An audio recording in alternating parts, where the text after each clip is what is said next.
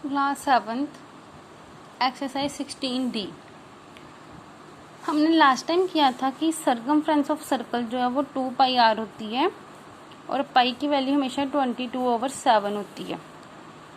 कभी कभी क्वेश्चंस में लिखा होता है कि पाई को आपने 3.14 जो है वो कंसीडर करना है, वो अगर मेंशन है तो करेंगे। ठीक है, ये क्या था, 2πr is a circumference of circle. इसी से रिलेटेड सम नंबर 5th, एक सर्कुलर ग्राउंड का मुझे सर्कमफ्रेंस दिया हुआ है 396। मैंने उसका डायमीटर निकालना है। जैसे हमने लास्ट टाइम थर्ड क्वेश्चन किया था जिसमें रेडियस निकालनी थी, सर्कमफ्रेंस दिया हुआ था, सेम वैसा ही क्वेश्चन है।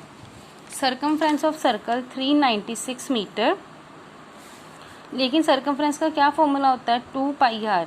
That means 2πr equals to 396। 2 का 2, पाई की जगह पे 22/7, आर की जगह पे r, 396 ऐसे ही मल्टीप्लाई करके 44/7। जो नंबर इधर है उन्हें उस तरफ जाके उसका रेसिप्रोकल हो जाएगा, उल्टा हो जाएगा, 4/44। अगर आप 44 को 9 से मल्टीप्लाई करके देखो तो 396 आता है। दैट मीन्स 44 और 396 9 के टेबल पे कट गई, बचा 9 और 7, 9 7 ज़ा 63। ये मेरी रेडियस आई। अगर तो रेडियस पूछा होता तो आंसर यहीं पे क्वेश्चन ख़त्म था, लेकिन उन्होंने बोला डायामीटर। डायामीटर हमेशा रेडियस का डबल होता है। अगर मैंने बोला था रेडियस 4 है तो डायामीटर 8 आएगा, 4 to the 8। अगर रेडियस 63 है तो डायामीटर 63 × 2 दैट इज़ 126 मीटर। तो ये तो था हमारा सर्कमफ्रेंस। उसके बाद का हमारा जो टॉपिक है वो है एरिया ऑफ सर्कल, जिसका फॉर्मूला होता है πr²। πr², r² का मतलब 2 टाइम लिखना है इसको, πr ऐसे 2 बार लिखना है मल्टीप्लाई करके, r² मीन्स। ठीक है, तो अभी हम जो नेक्स्ट करेंगे वो एरिया ऑफ सर्कल के सम करेंगे। उसमें सबसे फर्स्ट हम कर रहे हैं 8th क्वेश्चन। 8th क्वेश्चन की स्टेटमेंट जो है वो उन्होंने बोला कि एक वायर है, उसकी रेक्टेंगल शेप है, उसकी वायर की जो तार थी उसका उन्होंने एक रेक्टेंगल बनाया हुआ है वायर का, जिसकी लेंथ दी हुई है मुझे 18 और ब्रेथ दी हुई है 15, विड्थ जिसको बोलते हैं ब्रेथ।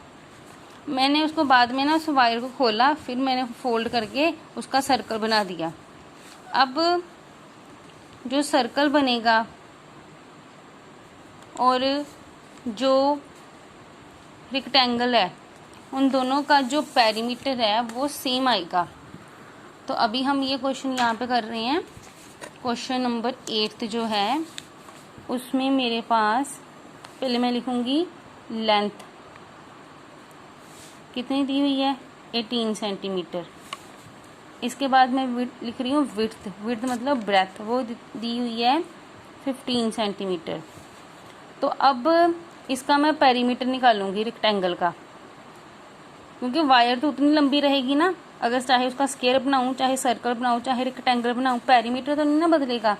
पेरीमीटर आ जाएगा 2 time L + B, that is 2 × 18 + 15। जब 18 और 15 को प्लस करेंगे तो हमारा बनेगा 33। 33 को 2 से मल्टीप्लाई करके 66 सेंटीमीटर। अब जो पेरीमीटर ऑफ रेक्टेंगल है और सर्कमफ्रेंस ऑफ सर्कल जो है वो सेम होंगी। दैट इज़ 66 किसके इक्वल आएगा, 2πr की। अब 66 ऐसे ही 2 × 22/7 × r 44 हो जाएगा। 66 × 7/44 हो गया इक्वल्स टू r। अब इनकी कटिंग करो, 2 के टेबल पे 2 to the 4, 2 to the 4, 2 3 the 6, 2 3 the 6, 11 2 the 11 3 the बना 3 × 7/2 r, 7 3 the 21/2। रेडियस आ गई इतनी। रेडियस फाइंड करने के लिए बोला था, वो तो फाइंड होगी। कटिंग करके पॉइंट्स में आंसर आप इसका लिख सकते हो। इसके बाद उन्होंने बोला है कि आपने इसका जो है एरिया निकालना है इस सर्कल का। अब एरिया ऑफ सर्कल का आप लगाओगे फॉर्मूला। क्या होता है एरिया ऑफ सर्कल का formula, πr², that is 22/7 multiply r, 21/2 multiply 21/2, 2 1 the 2, 2 1 the 2, 2 1 the 2, 7 1 the 1, 7 3 the 21। अब ऊपर बच रहे हैं 11, 3 और 21, नीचे बच रहा है सिर्फ 2। इन तीनों को मल्टीप्लाई करके जो आंसर आएगा उसको 2 से डिवाइड कर दोगे तो वो आपका सेंटीमीटर स्क्वायर इसका जो है सर्कल आ जाएगा, एरिया ऑफ सर्कल। ठीक है, ये आपका 8th क्वेश्चन था। पहले रेक्टेंगल का पेरीमीटर निकाल के उसको सर्कमफ्रेंस ऑफ सर्कल के इक्वल किया, वहाँ से रेडियस निकाल ली। जब रेडियस फाइंड होगी तो फिर एरिया निकाल लिया पाई आर स्क्वायर फॉर्मूला अप्लाई करके।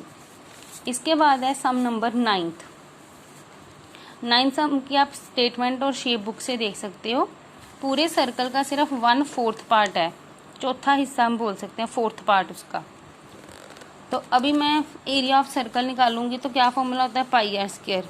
लेकिन इसमें तो वो पूरे सर्कल का 1/4 है, 4th पार्ट है ना उसका, तो मैं सर्कल का 4th कर दूंगी, उसका चौथा हिस्सा कर दूंगी। 1/4 पाई आर स्क्वायर। अगर पूरे सर्कल का हाफ होता तो यहाँ पे हाफ लगा देना था, 1/2। ठीक है, अभी 1/4 मल्टीप्लाई 22/7 मल्टीप्लाई 3.5 है, ये कर दिया। पॉइंट रिमूव करके नीचे 10, इसका पॉइंट रिमूव करके 10। अब इनकी कटिंग की है, देखो कैसे की है। 2 2 the 4, 2 1 the 2, 2 1 the 2, 7 1 the 7, 7 5 the 37, 5 1 the 5, 5 2 the 10, 5 2 the 10, 5 7 the 35 sorry. 11 और 7 आ रहे हैं ऊपर, 2 2 2 आ रहे हैं नीचे। 11 7 का 77/8 जब डिवाइड किया तो 9.625 सेंटीमीटर स्क्वायर मेरा एरिया आ गया, किसका, इस शेडेड पोर्शन का, 9th के ए पार्ट का। जब आप ये पार्ट करोगे 9th का बी, तो इसमें आप सर्कल का फॉर्मूला लगा के एरिया का उसका हाफ करोगे, 1/2। ठीक है, इसके बाद क्वेश्चन नंबर 11th जो है उसमें एक गार्डन है बड़ा सा, उसके अंदर एक पॉन्ड बना रहे हैं छोटा सर्कल शेप का। मैंने जो बाकी एरिया बच गया उसका बताना है कि कितना एरिया रह गया होगा। बड़े सर्कल में से छोटा सर्कल माइनस कर दो। तो पहले मैं डायमीटर ऑफ गार्डन लिख रही हूँ 150। डायमीटर है तो रेडियस इसका आधा हो जाएगी, हाफ हो जाएगी, कितनी आ गई, 75। अब इस एरिया ऑफ गार्डन मैंने निकाला पाई आर स्क्वायर लगा के।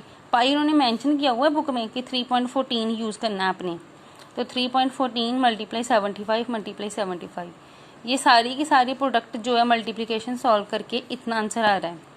ये हो गया गार्डन का, बड़े वाले का। अब मैंने देखा रेडियस ऑफ पॉन्ड, जो उसके अंदर तालाब बन रहा है, पॉन्ड है, उसका एरिया दिया हुआ है 20 मीटर, इसका रेडियस दिया हुआ है 20 मीटर। अभी मैं इसका एरिया निकालूंगी। एरिया आ जाएगा पॉन्ड का पाई आर स्क्वायर, पाई बोला था 3.14 यूज़ करो, 20 मल्टीप्लाई करके ये आंसर आया। पूरे सर्कल में से पॉन्ड को माइनस करेंगे तो बाकी रिमेनिंग सर्कल आ जाएगा ना एरिया, तो बस गार्डन में से पॉन्ड के एरिया को माइनस कर दिया, तो ये मेरा रिक्वायर्ड आंसर आ गया, area of land left out.